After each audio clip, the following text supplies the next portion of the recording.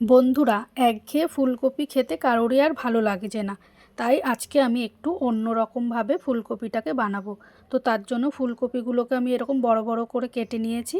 এবার কড়াইতে আমি কিছুটা তেল গরম করে ফুলকপিগুলোকে সব দিয়ে দেব। দিয়ে 1 চামচ মতো নুন দিয়ে ফুলকপিগুলোকে আমি একটু ভালো করে ভেজে নেব। আমি কিন্তু এটা হলুদ ছাড়াই ভাজবো, তোমরা চাইলে হলুদ দিতে পারো। তো দেখো, ফুলকপিগুলো কিন্তু আমার ভাজা হয়ে গেছে। এবার এইগুলোকে আমি একটা পাত্রে ঢেলে নেব। এবার ওই কড়াইয়ের মধ্যে আমি আবার বেশ কিছুটা সর্ষের তেল গরম করে নেব।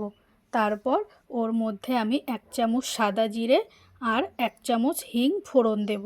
ফোড়নটা যেই একটু ভাজা ভাজা গন্ধ বের হবে, তখন ওর মধ্যে দেব আমি টুকরো করে রাখা আলু। আমি এর সঙ্গে আলু দিয়েছি, তোমরা চাইলে আলু নাও দিতে পারো। আর দিলাম 1 চামচ নুন। দিয়ে আলুগুলোকেও আমি একটু ভালো করে ভেজে নেব। তো দেখো, আলুগুলোও কিন্তু আমার ভালো ভাজা হয়ে গেছে।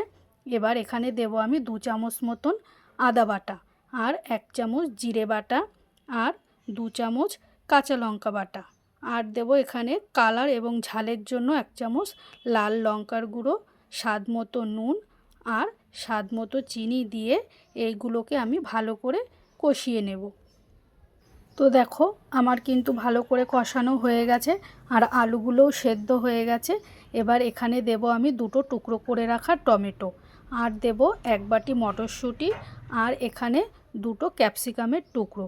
আমি এরকম চৌকো চৌকো করে কেটে নিয়েছি, তোমরা চাইলে লম্বা লম্বাও কাটতে পারো। দিয়ে এইবার এগুলোকে ভালো করে আবারও কষিয়ে নেব।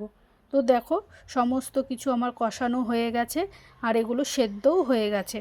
এবার এর মধ্যে দেব আমি ওই ভেজে রাখা ফুলকপিগুলোকে দিয়েও আমি এই মশলার সাথে আরও 5 মিনিট মতন কষিয়ে নেব।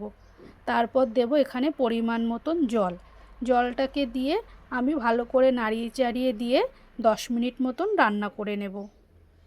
10 মিনিট পর দেখো, ঝোলটা ফুটে গেছে। এবার এর মধ্যে আমি 1 চামচ গরম মশলা দিয়ে আবারও একটু নাড়িয়ে চাড়িয়ে নিয়ে 5 মিনিট মতন রান্না করে নেব। এবার সব শেষে দেব আমি 2 চামচ মতন ঘি দিয়ে আরও 5 মিনিট ফুটিয়ে নামিয়ে নিলেই রেডি হয়ে যাবে আজকে আমার ফুলকপির রসা। তো বন্ধুরা, তোমাদের এই রেসিপিটা কেমন লাগলো আমাকে অবশ্যই কমেন্ট করে জানিও। আর রেসিপিটা যদি তোমাদের ভালো লেগে থাকে অবশ্যই একটা লাইক ও শেয়ার করে দিও। আর হ্যাঁ, সাবস্ক্রাইব করতে কিন্তু একদম ভুলো না। টাটা।